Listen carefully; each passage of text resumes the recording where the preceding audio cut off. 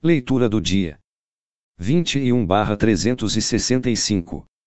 Êxodo 11, 12 e 13. Moisés declarou a Faraó que Deus havia feito uma distinção entre os egípcios e os hebreus. Nesse momento, a divisão estava bem clara na mente de Deus. Ele sabia que Israel era o seu povo escolhido. O que começava a ficar claro também para Moisés. Já os hebreus, no entanto, distinguiam apenas entre escravidão e liberdade. Mais tarde no deserto, Deus lhes ensinaria as leis, os princípios e valores que os faria sobressair como povo seu. Lembre-se que Deus olha para o que nos tornaremos e não para o que somos agora. Você pode perguntar-se como Faraó pôde ser tolo a ponto de ver o poder de Deus e ainda assim não escutar Moisés. Mas Faraó já possuía sua opinião antes de surgirem as pragas. Ele não acreditava que houvesse alguém maior do que ele, e sua teimosia e incredulidade lhe endureceram tanto o coração que uma terrível catástrofe não pôde atenuar o seu orgulho. Por fim aconteceu a maior de todas as calamidades: a perda de seu filho para forçá-lo a reconhecer a autoridade de Deus. Mesmo neste caso, Faraó desejou que Deus saísse do Egito e não governasse o seu país. Precisamos abrir o coração e a mente para Deus agora, antes que grandes calamidades nos conduzam a ele. Deus realmente endureceu o coração de Faraó e o forçou a irar. Antes das 10 pragas, Moisés e Arão anunciaram o que Deus faria caso Faraó não libertasse os hebreus. Mas esta mensagem apenas aumentou a teimosia de Faraó. Ele estava endurecendo o próprio coração. Agindo desse modo, Faraó desafiou tanto a Deus quanto seus mensageiros. Durante as 6 primeiras pragas, seu coração ficou ainda mais obstinado e após a 6ª pestilência Deus pronunciou o veredicto: cedo ou tarde as pessoas más serão castigadas por seus pecados. Quando ficou evidente que Faraó não mudaria, Deus confirmou sua decisão e estabeleceu as dolorosas consequências para aquela atitude. Não? Deus não forçou Faraó a rejeitá-lo. Ao contrário, ofereceu várias oportunidades para que ele mudasse de ideia. Em Ezequiel 33, capítulo 11, Deus diz: não tenho prazer na morte do ímpio. Êxodo 12. Certos feriados eram instituídos pelo próprio Deus. A Páscoa era o feriado que celebrava a libertação de Israel do Egito e lembrava às pessoas o que Deus tinha feito para que os israelitas fossem poupados da praga da morte. Em cada casa um cordeiro sem defeito teve de ser imolado e seu sangue aspergido nos umbrais das portas. O que isto significava? Ao matarem o cordeiro, os israelitas estariam derramando sangue inocente. E o animal sacrificado servia de substituto do primogênito que seria morto naquela casa. Desse ponto em diante, o povo hebreu entenderia com clareza que, para ser poupado da morte, uma vida inocente deveria ser sacrificada em seu lugar. A celebração da Páscoa destinava-se a lembrar a noite em que o Senhor ignorou a casa dos israelitas.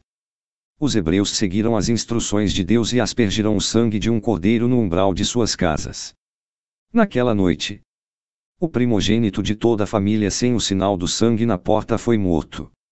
Desse modo, o cordeiro prenunciava Jesus Cristo, o Cordeiro de Deus, que derramou o seu sangue para tirar o pecado do mundo. Dentro das casas, os israelitas fizeram uma refeição com cordeiro assado, ervas amargas e pão feito sem levedura. Os pães asmos poderiam ser feitos rapidamente, pois a massa não precisava crescer. E assim eles podiam partir a qualquer hora. As ervas amargas significavam a amargura da escravidão. Comer o banquete da Páscoa vestidos e prontos para a viagem era um sinal de fé dos hebreus.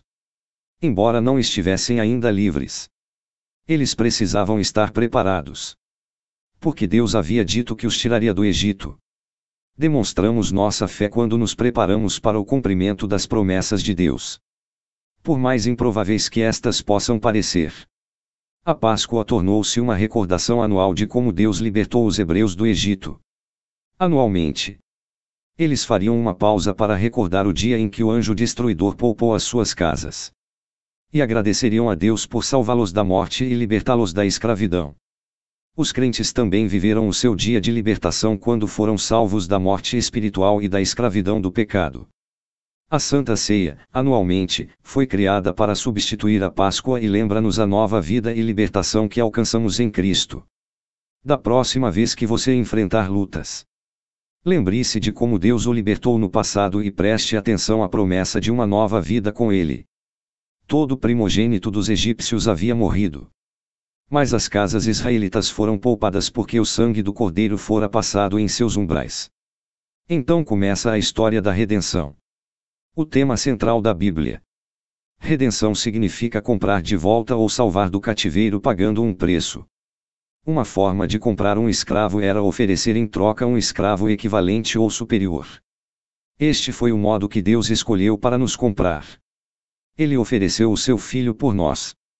Nos tempos do Antigo Testamento, Deus aceitava ofertas simbólicas. Como ainda Jesus não havia sido sacrificado, Deus aceitava a vida de um animal em lugar do pecador. Ao vir a este mundo, Jesus substituiu sua vida perfeita por nossa vida pecaminosa e pagou a pena pelo pecado que cometemos. Desse modo, Ele nos redimiu do poder do pecado e nos restabeleceu para Deus.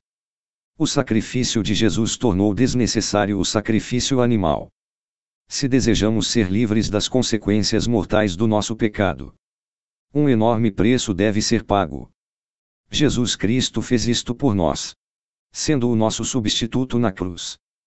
A nossa parte é simplesmente confiar nele e aceitar o seu presente de vida eterna. Como Jesus pagou o preço pelo nosso pecado, o caminho foi aberto para começarmos uma relação com Deus. As amassadeiras eram tigelas grandes feitas de madeira, bronze ou cerâmica, usadas para ligar a massa. Para fazer o pão, misturava-se água e farinha na tigela, com uma pequena porção de massa fermentada do dia anterior. Sendo esta a alimentação primária dos hebreus, era vital carregar as tigelas que poderiam ser facilmente levadas nos ombros. O número das pessoas que deixaram o Egito é estimado em mais ou menos 2 milhões. Uma mistura de gente pode referir-se a egípcios e outros que se unirão aos hebreus por verem a poderosa obra que Deus realizara. Êxodo 13. Santificar significa consagrar ou considerar algo como propriedade de Deus. Esta dedicação servia para lembrar ao povo a sua libertação efetuada por Deus. A celebração dos pães asmos assinalou os hebreus como um povo único, como se eles possuíssem marcas em suas mãos e testas. Qual é a sua marca como seguidor de Deus? A forma como educa seus filhos. O amor que demonstra pelos outros. A preocupação com o necessitado. A fidelidade a Deus. Tais atitudes deixarão marcas visíveis. Os cristãos são marcados pela forma como amam uns aos outros. Qual o significado de apartarás para o Senhor tudo o que abrir a madre? Durante a noite em que os israelitas partiram do Egito, Deus poupou o primogênito de toda a casa marcada com sangue no umbral, porque salvou a vida desses primogênitos. Deus tinha justo direito sobre eles, mas ordenou que os israelitas resgatassem os seus filhos. Este ritual servia a 3 propósitos principais. 1. Lembrar às pessoas o modo como Deus havia poupado seus filhos da morte e libertado o seu povo da escravidão. 2. Destacar o respeito de Deus pela vida humana, em contraste com os deuses pagãos que, segundo criam seus adoradores, exigiam sacrifício humano e 3. Apontar para o dia em que Jesus Cristo pagaria o preço pelo nosso pecado e nos compraria de uma vez por todas. Nem sempre Deus trabalha da maneira que pensamos ser melhor. Ao invés de guiar os israelitas pela rota direta à terra prometida, Deus preferiu guiá-los por um caminho mais longo, a fim de evitar o confronto com os filisteus. Se Deus não o conduzir pelo caminho mais curto até o seu objetivo, não reclame ou resista. Siga-o com disposição e confie que Ele o guiará com segurança através dos obstáculos invisíveis. Ele pode ver o fim de sua jornada desde o início. E certamente conhece a melhor e mais segura rota. Quando os hebreus deixaram o Egito, existem 2 teorias. A primeira fixa uma data mais antiga para o Êxodo, por volta de 1446 a 1445 a.C. E a segunda sugere uma data mais recente. Entre 1300 e 1200, antes de Cristo. Os que defendem a primeira apontam o texto de 1 Reis 6:1, onde se lê claramente que Salomão começou a construir o templo 480 anos após os hebreus terem deixado o Egito. Uma vez que quase todos os estudiosos concordam com o início da construção do templo em 966. A data para o êxodo recai no ano de 1446. Porém, os que sustentam a segunda teoria argumentam que os 480 anos não podem ser literalmente interpretados. Baseando-se no texto de Êxodo 1:11, que diz que os hebreus construíram as cidades de Tesouro Pitom e Ramsés. Isto seria em homenagem ao faraó Ramsés II, que reinou por volta de 1290, a.C. Independentemente de qual seja a data correta.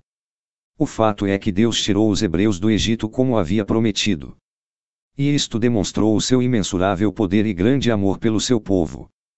Deus concedeu aos hebreus as colunas de nuvem e de fogo para que eles soubessem que a presença de Deus os acompanharia dia e noite durante a jornada para a terra prometida. O que Deus nos tem oferecido para que possamos ter esta mesma certeza? A Bíblia. Algo que os israelitas não possuíam. Busque a palavra de Deus para assegurar-se da presença dele. Assim como os hebreus olhavam para aquelas colunas.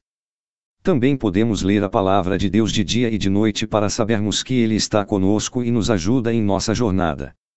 As colunas de nuvem e de fogo constituem exemplos de teofania. Uma manifestação física de Deus.